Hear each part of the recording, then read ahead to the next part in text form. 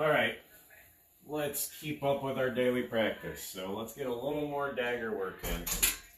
And I want to go over some of the core concepts for using our dagger continuously. I went over some yesterday, let's go over some more today.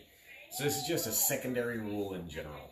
That now remember, concepts, right? You can apply these concepts in various situations. I'm just going to tell you why I use this concept so you can apply it to your own. One thing I don't recommend doing is aligning your blades together. Problem with this is they can both be swept up easily. If someone manages to gain one of your blades, they can easily carry it over into your other blade. Now you can have them on opposite planes and still have that happen. So this is concept, not like a hard rule, right? You want to be aware that when you're fighting with two weapons, and I don't care what your other weapon is, it's easy to see with a dagger, it's easier to see with a sword, but it still applies with a buckler or a shield, right? That you don't want both of your hands to be bound up with one parry, one gain, one bind by your opponent, okay? So that's just a raw concept I want you to keep in the back of your head as we go. And again, I fight low guard, high dagger. If my dagger goes low, my sword goes high, right? I don't put them on the same plane, so I make it harder for them to be bound up. Now, one question I got the other day was, when I'm coming to my parry 6, why doesn't my dagger make that V shape? Now, I can kind of go like that, right? And there's nothing wrong with doing this, but real quick, put some pressure right here. You'll notice that that parry is very weak, right? So the reason that we're in that parry 6 and we make that wall here, right? Or parry 6, we make that wall here, is because this parry is very strong. All my hand gets to support it, right? Versus coming to this parry where I expose my fingers, or this parry where now you're pressing through the gap in your fingers, where your fingers and thumb come together, right? It's hard to hold something against that. It's easy to hold something against that. So the mechanic there is just going with your body's natural strengths. If I make that strong side parry, I want to lock that strong side blade, right? And even watching my own video, I realized that sometimes I was coming here. It can be awkward to get that full commit with that parry, but you want to practice it. Okay, so raw concept for the day. Remember that you don't want to align your two together. You want to make sure they work on opposite planes so they don't get bound up as easily.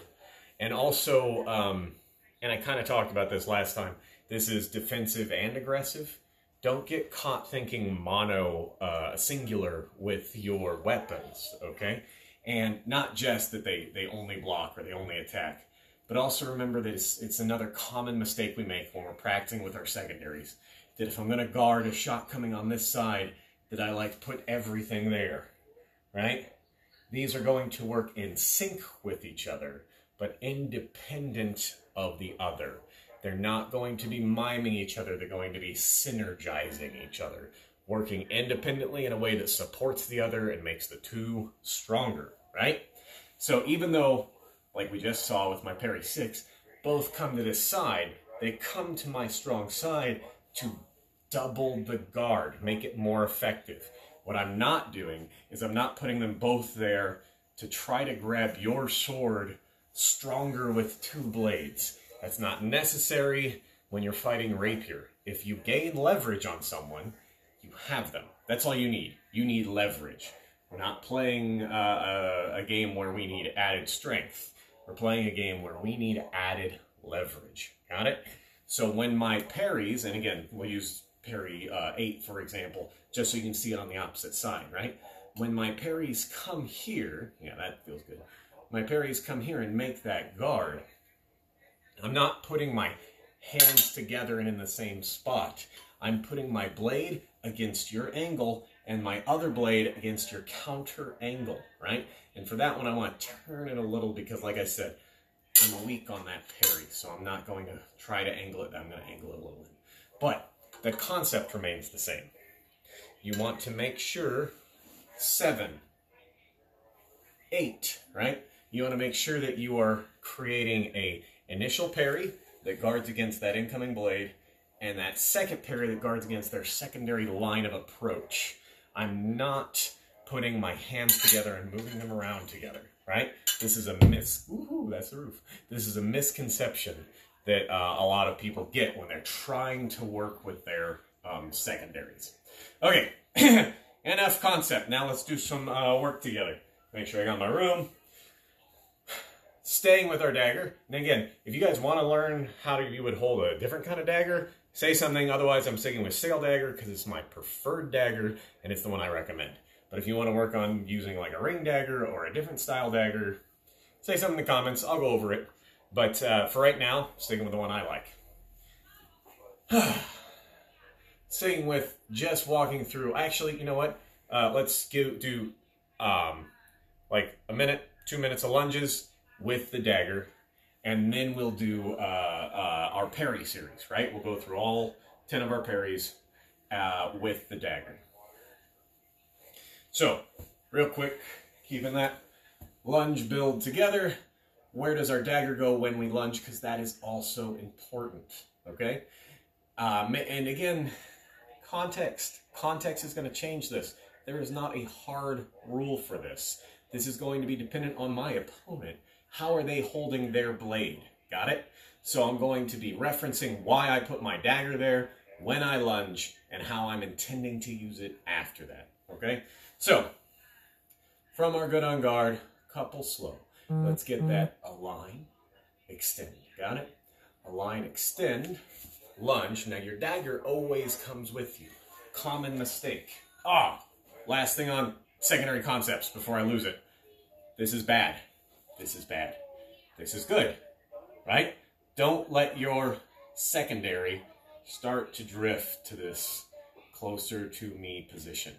Your defense gets hampered severely the closer your secondary is to you, right? By the time it's engaging my opponent's blade, my opponent is so close to me that it kind of doesn't matter anymore. You want to be guarding in front of you. If your arm gets tired, because holding your swords in front of you gets tiring, you want to step out of range, relax, re-engage. Don't drop your guard in range, ever, and don't let your dagger, buckler, secondary, start to relax either. If you have to relax, do not do that in range. Get out of range before you relax. Okay, sorry about that. Back to lunging. On guard. Extend, align, extend. Lunge, dagger comes with me, not align, extend, lunge. And see how it kind of like holds where it was? This is a common mistake good fighters make, okay? You want to remember to bring that with you. It comes with you, right? Parry, recover. Now, just want to make sure you remember that. Keep it in front of you. Keep it in front of you, okay? No matter what we're doing with it. Let's pretend our opponent's in a low guard. We'll do a couple there. On guard, my opponent is in a low guard. Now I can even begin, my blades are still offline of each other, to dip my dagger towards where my opponent is resting their guard. So I'm engaging their quickest line of attack. That's my first concern. Is my opponent making a shot so fast that I have the least amount of time to parry him or her. Got it? On guard. Now, when I lunge, what do we play by? Feel. We play by that sense of touch, right? When I make my lunge, I'm guarding against their line of attack. I begin my lunge, extend lunge. My dagger reaches out to engage their sword. If I feel nothing, right, because I'm playing by feel, I counter to the other line of attack. If they didn't come here, they're coming in my second line. I got to close that door, right? Parry, recover. 2 more on that, on guard. And I'm going to both mime the idea of catching their blade, making the lunge, and missing their blade and having to double back. On guard. Lunge, parry, lunge, hold, parry, recover, on guard. Again, lunge, recover, Now, I'm not going to catch him on the dagger. I'm going to have to re-engage. On guard. Finding my spot I want to hit. Lunge. Not catching him with the dagger. Parrying. Recovering. Again. Finding that shot. Lunge. Not catching it with the dagger. Now let's add a little speed to it. Finding my lunge. Lunge. Didn't get it. Immediately transition. Right? Recover. Finding my lunge. Right there. Lunge. Parry, recover. Right? Boom, boom. Getting the idea of transitioning should you not catch that initial one. Let's do some from the side. And I'll give you some ideas of where else the blade might go. Right?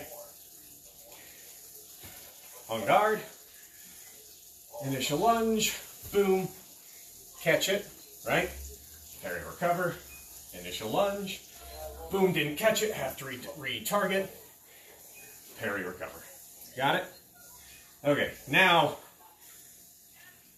other things you'll want to be aware of with your dagger, right?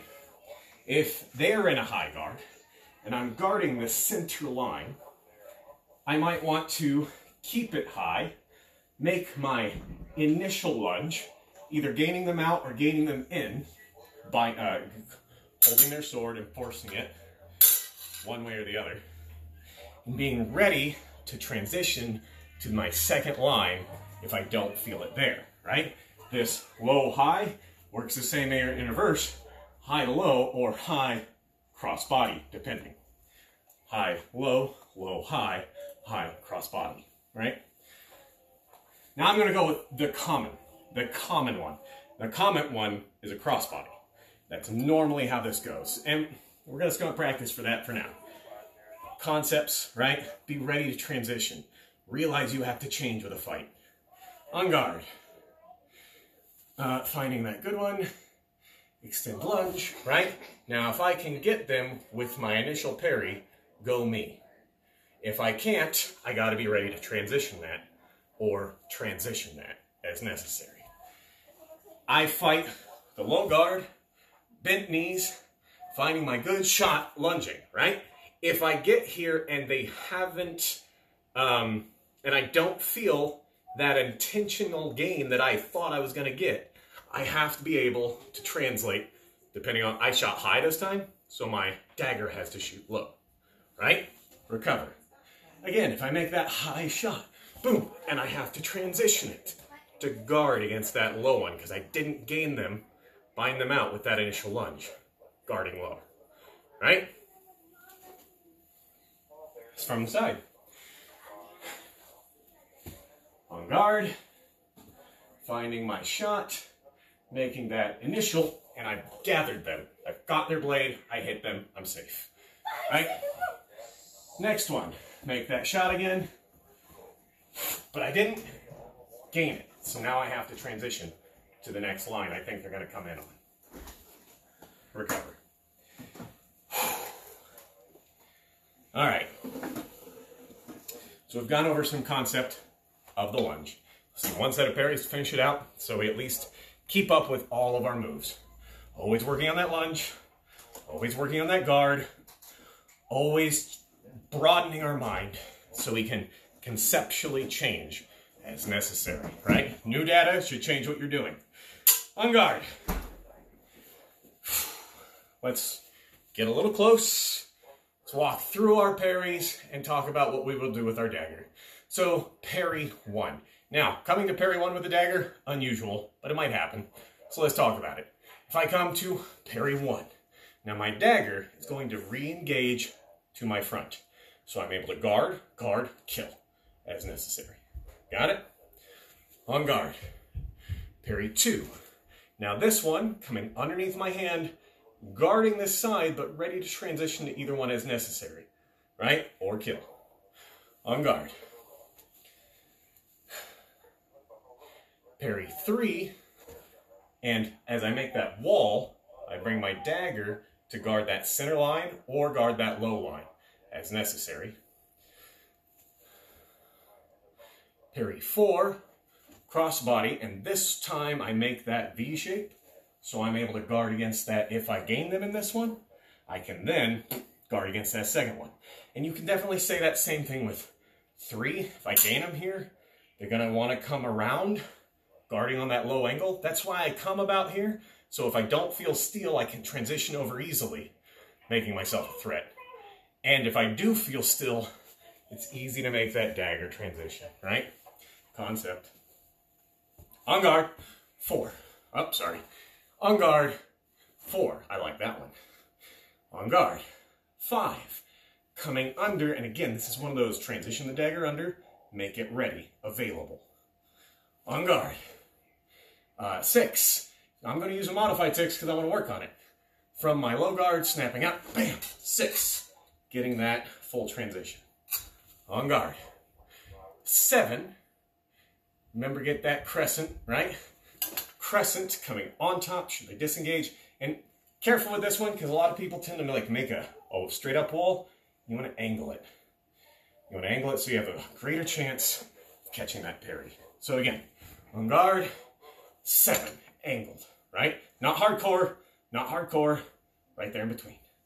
Got it? On guard, parry 8. And again, this has that same concept. And all I do is I tweak my wrist out a little bit. I know this applies the flat a little bit more than you want, but like I said, I can feel it. If I get caught here, I can start to feel my fingers. I don't like that one, so I twist a little, because you don't need full edge all the time. You need enough edge. If it is slight edge, the mechanic of not bending at the flat, right? Not bending at the edge, bending at the flat, will still apply. So all I gotta do is get that slight angle to make sure I'm still thinking edge, but I'm turning my hand to gain that alignment that feels comfortable for me. On guard, 8, right? On guard, 9. Okay, 9's awkward. With a dagger, without a dagger, you have to think about what you're gonna do from here, right? So when I come to my 9, boom, I transition my dagger to a ready position. Now, you can definitely argue that coming here is also a good one, because you're gaining that secondary line. Coming to that 9, ready, right? I tend to come here because I want to gain that transition, or I want to gain that stab. It's not like one is more right or one is more wrong. These are concepts. Use the one that fits you better. And again, for me, from below, when I'm coming up to get that 9, I want to bring my dagger in so I can make the translations I like. Got it? Okay, we've gone through a lot, and I don't want to overwhelm you. Conceptualize what we talked about with the secondary, why you're doing whatever you are. Don't be afraid to go slow, take your time, think about it more. Work on getting that placement for it. And if you have any questions or something to feedback from me, please put it in, because it makes these videos easier. Take it easy, stay safe. Put this guy back.